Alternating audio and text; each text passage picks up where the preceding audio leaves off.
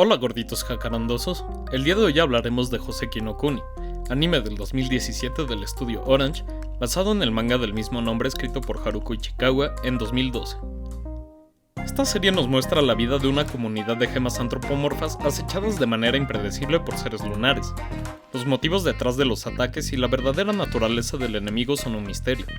Sin embargo, la armonía entre los minerales es mantenida por la figura masculina y paternal del sensei, que asigna tareas y roles cuidadosamente jerarquizados. Los videos que han hablado hasta ahora de esta animación se concentran en su increíble aspecto visual, y en cómo es el primer anime que usa mayoritariamente el 3D sin ser una porquería. Sin embargo, aquí nos enfocaremos en algo diferente, pues se analizará de qué manera la estructura y dinámicas sociales de las gemas se basan en ciertos cambios culturales y políticos que están teniendo lugar actualmente. Así que pónganse cómodos y agárrense, pues emprenderemos un épico viaje teórico que se me ocurrió mientras me pachequeaba. No se cree.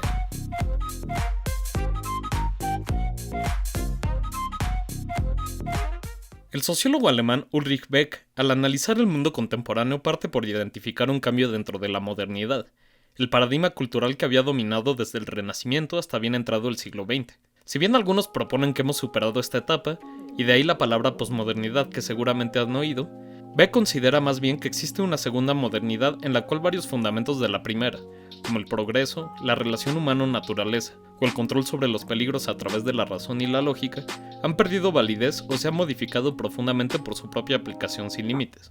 Los sujetos nacidos bajo esta transformación ya no cuentan con la certidumbre como principio organizador de la vida social.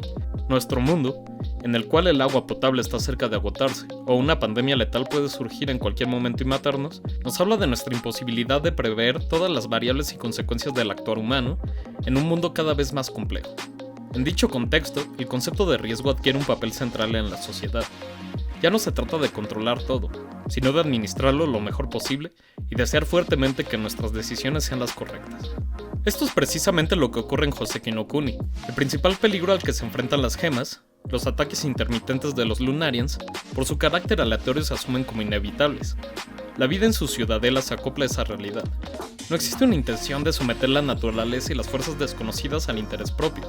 La dinámica social empeña sus energías y recursos en una mera labor defensiva, que depende de rondas de vigilancia y entrenamientos para repeler los ataques. Aparte de esto, otra característica en común de la sociedad del riesgo con la de las gemas es el carácter autoinfligido del peligro. En el capítulo 4 se obtienen pistas importantes sobre la verdadera naturaleza de los Lunarians.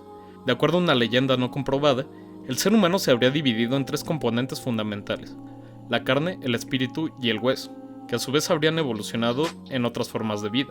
La explicación continúa diciendo que la carne se transformó en seres gelatinosos acuáticos, llamados admirabilis, el hueso en las gemas y el espíritu en gente de la luna. Este momento de epifanía permite ver que los ataques no son arbitrarios ni caprichos naturales, sino que son consecuencias no deseadas de decisiones y acontecimientos pasados, así como nuestras catástrofes ecológicas son una consecuencia no imaginada de décadas de industrialización desmedida. Una sociedad del riesgo favorece la creación y mantenimiento de un orden social con características muy precisas.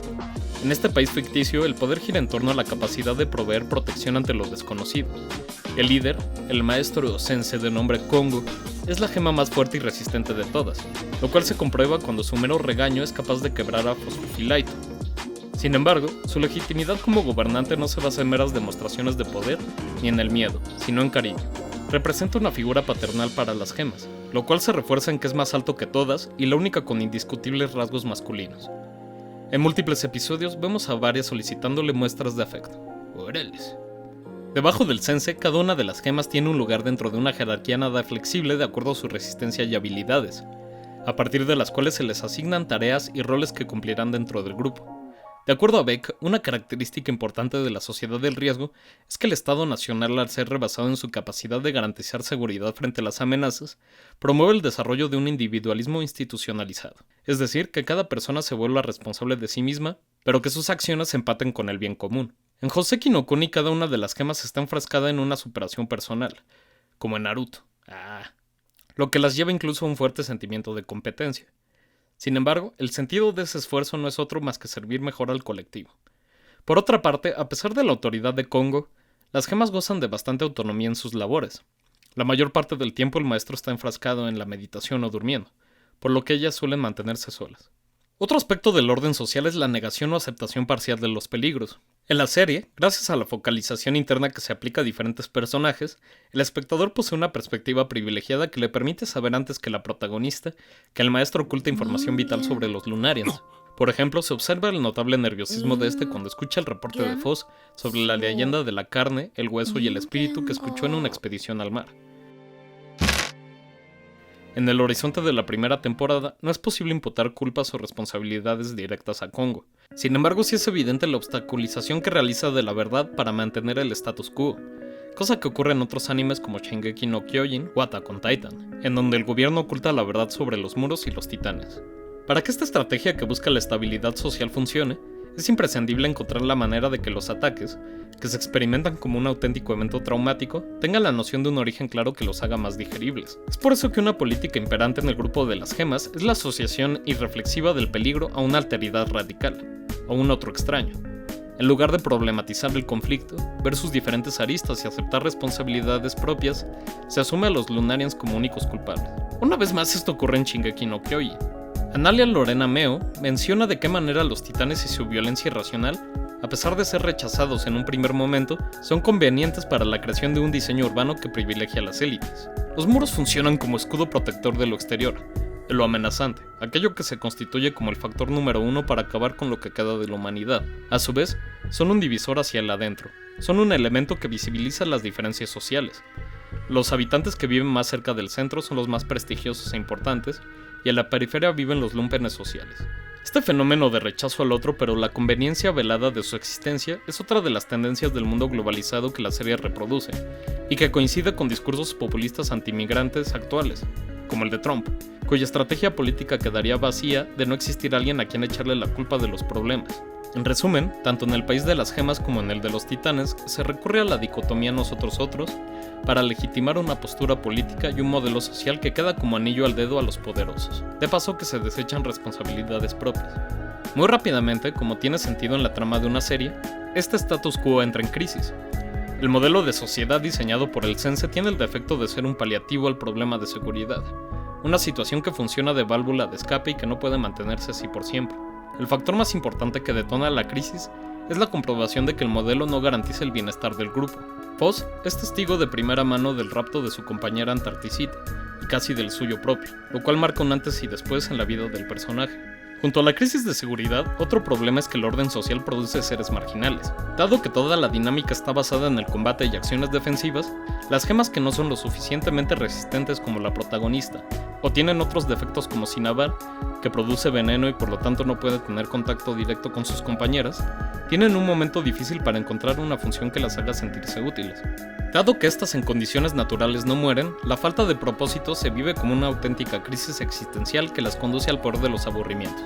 Esta falta de perspectivas son lo que finalmente lleva a estos sujetos desplazados a buscar un cambio generalizado.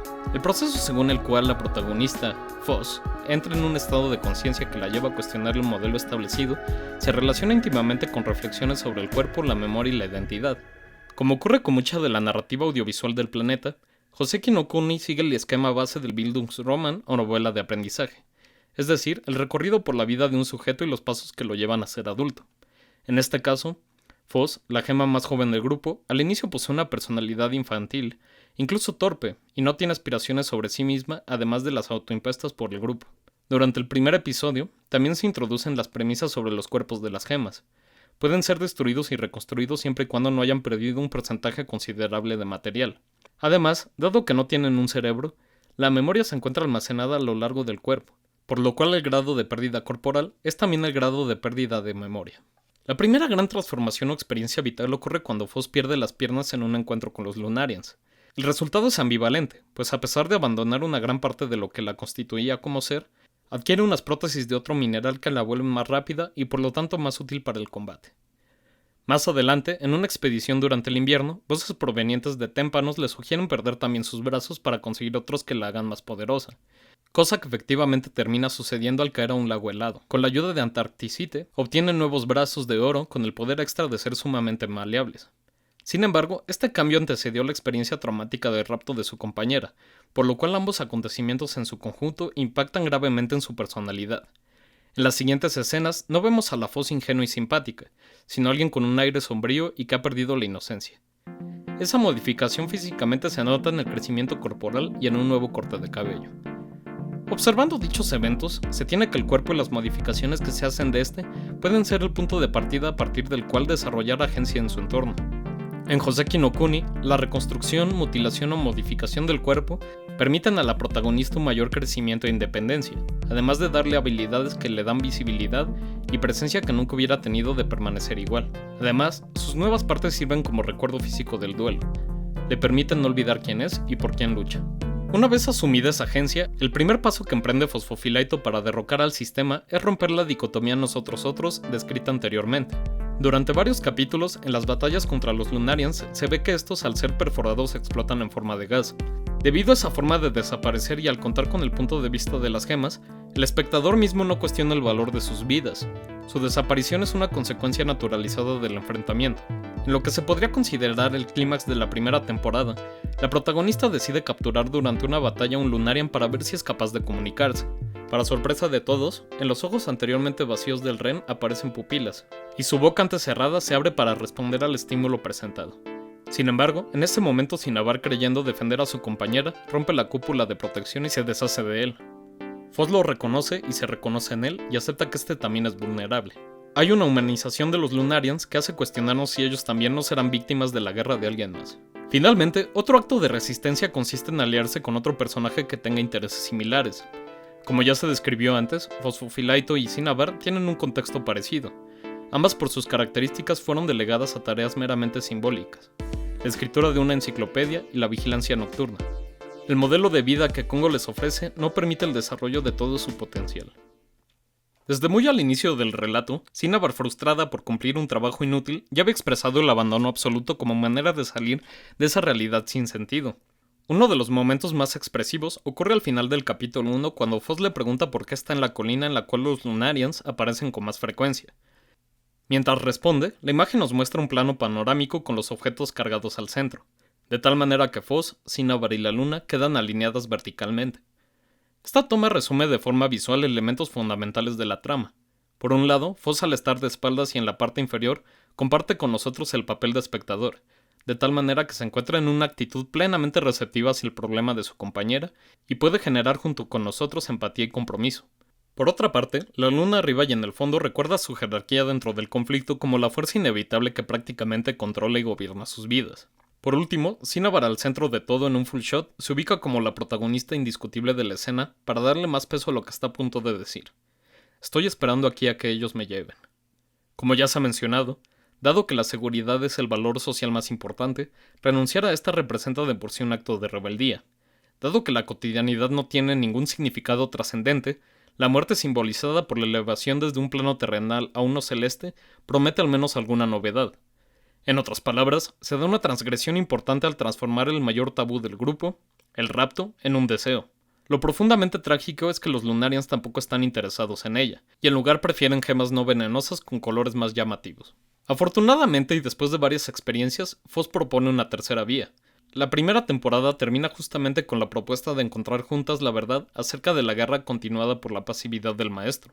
Esta opción es interesante pues contiene remanentes de una actitud moderna típica al poner su confianza en la posibilidad de la verdad, al mismo tiempo que se acepta como riesgosa y sin garantías.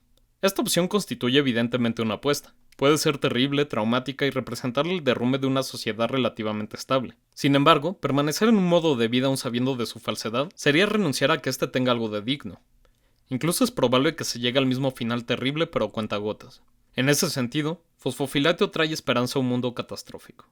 Como conclusión, las tramas del manga anime más recientes que representan modelos de sociedad, como Shingeki no Kyojin o el ejemplo analizado hoy, Hoseki no Kuni, son conscientes de las transformaciones que ha sufrido la sociedad globalizada en las últimas décadas. En este video se destacó sobre todo el riesgo y la alteridad como pilares que actúan en conjunto para mantener el orden social, cuando valores clásicos modernos han perdido la importancia estructural que tenían en el pasado. También se señaló que este modelo, si bien mantiene cierta estabilidad y beneficios mínimos para el grueso de la población, tiene el gran defecto de ser un punto muerto, un estancamiento que no permite el caos pero tampoco mejoras reales al estado de las cosas. Ante este punto civilizatorio, la serie propone como estrategia una ética que rescate lo mejor de la modernidad, como sería el compromiso con la verdad, pero sabiendo de antemano sus límites y que se trata de una mera guía, no un principio ontológico. Como tácticas, promueve la agencia a partir del cuerpo y la memoria, el reconocimiento del otro y la alianza de los olvidados por el sistema. Dicho esto, se puede concluir sin dudas que la serie junto con otras de su generación no funciona solamente como diagnóstico pesimista, sino que al recordar en todo momento la responsabilidad y belleza de no rendirse, ofrece una alternativa radical, pero realista y necesaria. En fin amigos, esto es todo por hoy. Después de este choro necesito reponerme comiendo ravioles con queso. Cuídense mucho y no hagan travesuras. Hasta la próxima, gorditos.